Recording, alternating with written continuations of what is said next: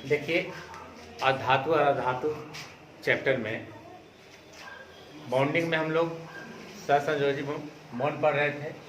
सहसंयोजी बंधन में अब इसके दूसरा भेद है दिक् सहसंयोजक बंधन। कल बताए थे हम लोग एकल सहसंयोजक बंधन, वो समाप्त हो गया। अब कहता है दिक् सहसंयोजक बंधन क्या, डबल कोवेलेंट बॉन्ड। तो कहता है जब दो समान या असमान परमाणु, जब दो समान या असमान परमाणु आपस में जब दो दो इलेक्ट्रॉन, अर्थात टोटल 4 इलेक्ट्रॉन, यानी कि दो जोड़े इलेक्ट्रॉन, दो दो इलेक्ट्रॉन के साझेदारी से जो बंधन का निर्माण करता है उसे दिक् सहसंयोजक बंधन कहते हैं, और उस यौगिक को द्विसहसंयोजी यौगिक कहते हैं। जब दो दो इलेक्ट्रॉन, जब दो समान या असमान परमाणुओं के बीच में दो दो इलेक्ट्रॉन की साझेदारी होगा और दो दो इलेक्ट्रॉन के साझेदारी के पश्चात अपना अष्टक के नियम को पालन करेगा, उसे हम लोग कहते हैं दिक् सहसंयोजक बंधन। जैसे ध्यान दीजिएगा, समझने का प्रयास कीजिए। O2 अब ये समान है कि असमान? तो दोनों समान है, दोनों ध्रुव क्या है, समान होंगे। तो जब दोनों ध्रुव समान होंगे तो उसको अध्रुवीय कहेंगे, और जब दोनों ध्रुव असमान होंगे उसे ध्रुवीय कहेंगे। O2 अब यहाँ ऑक्सीजन और ऑक्सीजन, ध्यान देंगे। ऑक्सीजन का परमाणु संख्या 8, इसका भी कितना, इसका इलेक्ट्रॉनिक विन्यास लिखेंगे 2 6, इसका कितना हो जाएगा 2 6। अब प्रत्येक तत्व अपने बातम कक्षा में कितना इलेक्ट्रॉन रखना चाहता है, 8 इलेक्ट्रॉन। इसके पास बातम में कितना, 6, इसके पास बातम में कितना 6। अगर ये 2 दे देता है इसको तो 8 पूरा हो जाता है, लेकिन इसको नहीं होता। अगर ये दे देता है तो इसको 8 पूरा हो जाता है, ये अपना ये पूरा नहीं कर पाता। अब बताइए तो इस कंडीशन में क्या होगा, त्याग ग्रहण होगा, साझेदारी होगा। अच्छा, इसको कितना घट रहा है ये बताइए, 2। तो हम आपको बताए थे कि शेयरिंग में जितना इलेक्ट्रॉन घटेगा उतना फेस टू फेस रखना, उतना कहाँ रखेंगे, फेस। ऑक्सीजन ऑक्सीजन, अब इस ऑक्सीजन के बातम में कितना है 6, घट कितना रहा है 2, तो 2 फेस में रख दिया, बाकी 2 और 2 4, 6 पूरा हो गया। अब इस ऑक्सीजन की बात करते हैं, इसको कितना घट रहा, 2 2 4 और 2 6, इसका भी 6, इसका भी 6, घाट कितना रहा था, तो 2 फेस में रखें। इसको घाट कितना रहा था, तो 2 फेस में रखें। अब शेयरिंग करेगा, कितना हो गया, इसको देख लीजिए। अब बताइए कि कितने कितने इलेक्ट्रॉन का साझेदारी शेयरिंग किया, 2 इलेक्ट्रॉन, अर्थात 2 जोड़े इलेक्ट्रॉन, अर्थात 4 इलेक्ट्रॉन का शेयरिंग। इसके बीच में कितने इलेक्ट्रॉन का शेयरिंग हुआ, 2 इसका 2 इसका। अब इस कंडीशन में आपको बताए थे कि 2 डॉट मिलकर क्या बनाता है, एक बॉन्ड बनाता है। अब ये इस कंडीशन से इसको हम क्या दिखाएंगे, O डबल बॉन्ड। इसी बंधन को कहते हैं क्या, दिक् सहसंयोजक। दूसरा उदाहरण देखिए, CO2 कार्बन डाइऑक्साइड। अब इसका सेंटर एटम कौन है, कार्बन। अब कितने ऑक्सीजन से घिरा है, 2 ऑक्सीजन से। तो कार्बन के परमाणु संख्या 6, 2 और 4। ऑक्सीजन का परमाणु संख्या 8, 2 और 6। अब इसका सेंटर एटम कौन है, कार्बन। अब कितने ऑक्सीजन से घिरा हुआ, 2 ऑक्सीजन। ऑक्सीजन को कितना घट रहा है स्ट्रक्चर करने में, 2, तो 2 फेस में रख देंगे, 2 2 4 और 2 6। इसको भी 2 घट रहा है, 2 2 4 और 2 6। अब कार्बन के बातम में कितना है, 4। यहाँ फेस में कितना रखें, इसके फेस में भी 2 रखेंगे, इसके फेस में कितना, 2, इसके फेस में कितना रखेंगे, 2। अब बातम में कितना होता है, 4 ही होता है। अगर और इलेक्ट्रॉन बचता तो आप डाउन में इसको बैठाते। अभी शेयरिंग करेगा, कितना हो गया ऑक्सीजन का, 8, इसका कितना हो गया, 8। अभी दोनों से शेयर करेगा कार्बन, कार्बन को गिन लीजिए कितना हो गया, 8। अब बताइए कितना इलेक्ट्रॉन, 4 इलेक्ट्रॉन। ये कितना इलेक्ट्रॉन, 4। तो 2 इलेक्ट्रॉन मिलकर के एक बॉन्ड बनाएगा, तो 4 इलेक्ट्रॉन मिलकर कितना बॉन्ड बनाएगा, 2। तो इसको क्या लिखेंगे, C double bond O double bond O।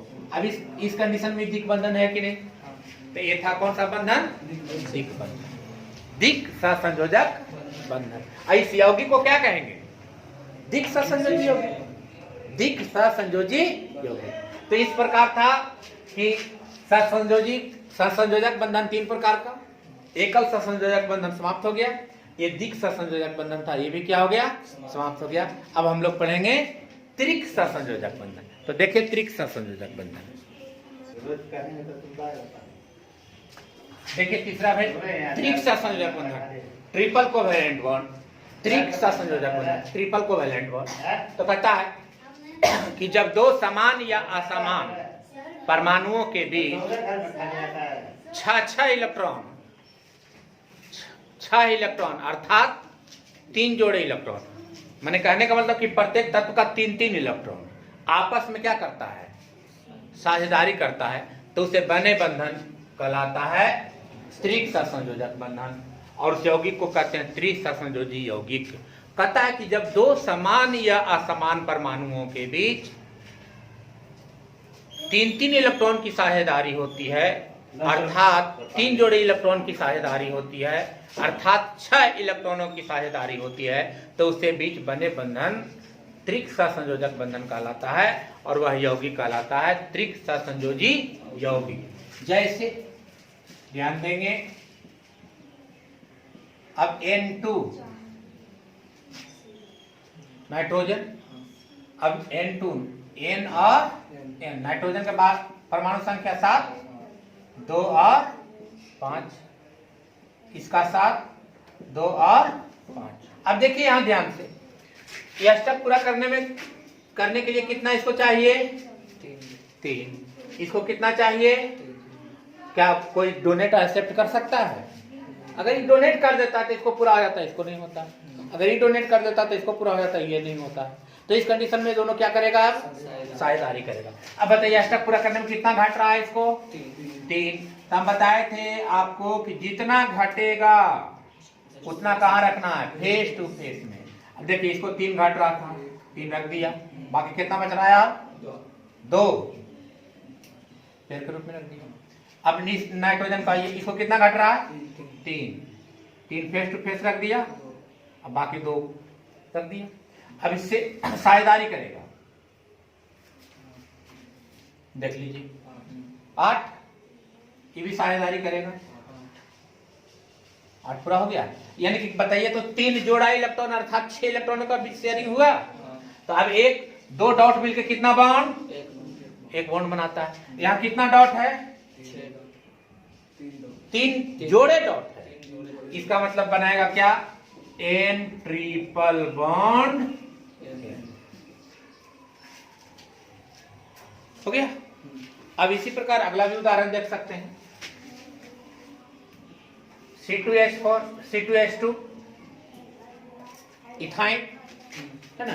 अब इसका सेंटर एटम कौन है, कार्बन। अब कितना हाइड्रोजन, अब कार्बन के को है। तो बताइए अगर हिस्सा लगाएंगे, बंटवारा करते हैं दोनों हाइड्रोजन का, तब प्रत्येक कार्बन को कितना हाइड्रोजन जाएगा, 2 कार्बन है और 2 हाइड्रोजन है, तब प्रत्येक कार्बन को हिस्से में कितने हाइड्रोजन जाएगा, 1 हाइड्रोजन जाएगा। तो 1 हाइड्रोजन इसको दे दिया, 1 हाइड्रोजन इधर वाला कार्बन को दे दिया। कहूं भी दे सकते, ऊपर नीचे दाएं बाएं किधर भी दे दिया, उससे कोई मतलब नहीं है। अब बताइए कि हाइड्रोजन के वास्तव में कितना, 1, और कार्बन के वास्तव में कितना, 4। वास्तव में 4, 6 होता है तो 2 और 4 होगा ना। तो हाइड्रोजन का वास्तव में 1, यहाँ हाइड्रोजन का वास्तव में कितना, 1। और डॉट जब भी बैठाने का प्रयास कीजिएगा तो किनारा से कीजिएगा, किनारे से डॉट का स्ट्रक्चर को दिखाइएगा, अपने आप बैठता चला जाएगा। अब बताइए जब यहाँ दे दिया कितना, तो यहाँ भी फेस में कितना पड़ेगा। अब बताइए इस कार्बन को कितना भी और है, 3 इलेक्ट्रॉन और है, तो 3 फेस टू फेस रख दिया। यहाँ जब रखे 1 तो यहाँ कितना देंगे, 1। अभी इसके पास और कितना है, 3, तो 3 फेस टू फेस रख दिया। अब बताइए ऐसे रिंग किया, हाइड्रोजन पूरा कर लिया, ये भी हाइड्रोजन पूरा कर लिया। अभी कार्बन कर लेगा, देखो गिन लीजिए, ये भी कार्बन कर लेगा दोनों तरफ से, 8 हो गया। अब बताइए तो कार्बन कार्बन के बीच में कौन सा बंधन पड़ेगा, ट्रिपल बॉन्ड है। अब कार्बन हाइड्रोजन के बीच में सिंगल बॉन्ड, कार्बन हाइड्रोजन के बीच में सिंगल बॉन्ड हो गया, कोई दिक्कत। तो अब बताइए एक कंडीशन है, यहां से ट्रिपल बॉन्ड खत्म हो गया, सिंगल बॉन्ड भी खत्म हो गया और डबल बॉन्ड भी खत्म हो गया। अब कुछ शर्त है याद रखना है कि सिंगल बॉन्ड जो होता है वो हमेशा सिग्मा बॉन्ड बनाता है। सिग्मा, सिंगल बॉन्ड हमेशा सिग्मा बॉन्ड बनाता है। डबल बॉन्ड है जो एक पाई और एक सिग्मा बनाता है। हाँ, एक पाई और एक सिग्मा बनाता है। अगर ट्रिपल बॉन्ड है किसी जगह तो समझिएगा पाई सिग्मा पाई, अर्थात इसमें हो गया एक पाई और एक सिग्मा, इसमें हो गया क्या 2 पाई और एक सिग्मा। ये ऑब्जेक्टिव में बार बार क्वेश्चन आता है कि सिंगल बॉन्ड याद रखना हमेशा कौन bond, sigma bond. Double bond रहेगा तो एक पाई और एक सिग्मा होगा। अगर ट्रिपल बॉन्ड रहेगा तो 2 पाई और एक सिग्मा होगा। जैसे अगर हम कहते हैं O2 के बीच में तो O डबल बॉन्ड O लिखते हैं तो इसका मतलब एक पाई है और एक सिग्मा है। अगर हम N2 के लिखते हैं तो N ट्रिपल बॉन्ड N लिखते हैं तो इसका मतलब ए पाई ये सिग्मा और ये पाई हो गया। अगर H2 की बात करते हैं, H2 की बात करते हैं तो H बॉन्ड H लिखते हैं तो इस सिंगल बॉन्ड है double bond triple bond, single bond, तो यहाँ हमेशा क्या बनाएगा सिग्मा बॉन्ड। तो ये शर्त है। और एक याद रखना है सिग्मा और पाई है क्या, तो सिग्मा बॉन्ड जो होती है वो मजबूत बॉन्ड होती है। सिग्मा बॉन्ड मजबूत बॉन्ड होता है। अब पाई बॉन्ड क्या होता है, कमजोर बॉन्ड होता है। पाई क्या होता है, अब देखिए जब दो परमाणु आपस में head to head, head to head या टेल टू टेल या हेड और टेल आपस में ओवरलैप करेगा तो वो बनाएगा सिग्मा बॉन्ड। और जब साइड बाय साइड पार्श्व इस प्रकार का, देखिए यहाँ टकराया यहाँ टकराया, अब बीच में गैपिंग है तो इस प्रकार का जो ओवरलैपिंग होगा वो बनाएगा कौन, pi bond. Head to head बनाएगा कौन, सिग्मा बॉन्ड। तो ये बॉन्ड क्या होता है, कम मजबूत होता है, और ये बॉन्ड क्या होता है, कमजोर होता है। तो ये था सिग्मा और पाई का कंडीशन। अब इसी में कभी कभी प्रसंकरण भी आती है, तो अभी आपका प्रसंकरण पढ़ना नहीं है, समझ गए। प्रसंकरण ओवरलैप अलग चीज है वो, तो 10th का सिलेबस में प्रसंकरण नहीं है।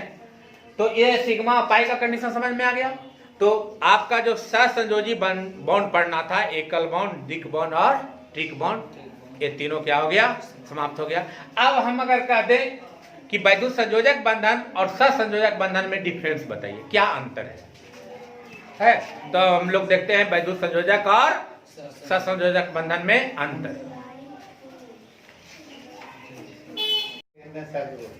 देखिए अब हम लोग सहसंयोजक यौगिक और वैद्युत संयोजक यौगिक में डिफरेंस, यानी कि अगर आपको एक ही पार्ट पूछते कि वैद्युत संयोजक यौगिक के गुण लिखिए, तो ये वैद्युत संयोजक यौगिक के गुण भी हैं, ये आपके सहसंयोजक यौगिक के गुण हैं। सहसंयोजक यौगिक के गुण है, ये है आपका वैद्युत संयोजक यौगिक, ये है आपका सहसंयोजक यौगिक।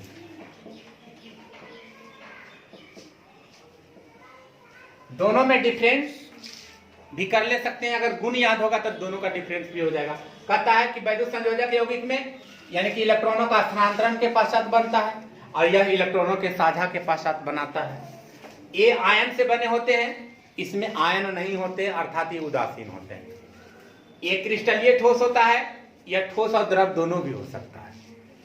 इसके द्रव्यनांक और क्वथनांक उच्च होते हैं, लेकिन सहसंयोजक यौगिक के द्रव्यनांक और क्वथनांक निम्न होते हैं। ये जल में विलय होता है, ये जल में अविलय होता है, लेकिन यह कार्बनिक विलायक में विलय होता है। ये द्रवीय अवस्था में विद्युत के चालक होते हैं, और ये विद्युत के क्या होते हैं, कुचालक होते हैं। ये विद्युत के ये विद्युत के कुचालक होते हैं और ये विद्युत के क्या होते हैं, सुचालक होते हैं, क्योंकि ये आयन से बने होते हैं और इसमें आयन नहीं होते हैं। जैसे चीनी विद्युत का कुचालक है, नमक विद्युत का सुचालक है क्योंकि वह आयनिक यौगिक है और यह सहसंयोजी यौगिक है। इसकी आकृति निश्चित नहीं होती है लेकिन इसकी कोई ना कोई ज्यामितीय आकृति होती है। ये ज्यामितीय आकृति की होती है, इसकी आकृति निश्चित नहीं होती। एक है आपका वैद्युत संयोजक यौगिक और सहसंयोजक यौगिक में अंतर, अर्थात कह सकते हैं कि वैद्युत संयोजक यौगिक का ये गुण है और ये आपका सहसंयोजक यौगिक का गुण है। तो दोनों का गुण भी खत्म हो गया और दोनों का अंतर भी स्पष्ट हो गया। अभी इस प्रकार आपका बंधन जो बॉन्डिंग टॉपिक था वो बॉन्डिंग टॉपिक पूर्ण रूपेण समाप्त हो गया। अब हमको पढ़ना है इसमें से धातु कर्म, धातु का निष्कर्षण, 4 तत्वों का निष्कर्षण इसमें भी नहीं है, भी पढ़ना है। लोहा, तांबा, एल्युमिनियम और zinc, same topic same chapter आपका 12th क्लास से अब रिलेटेड है।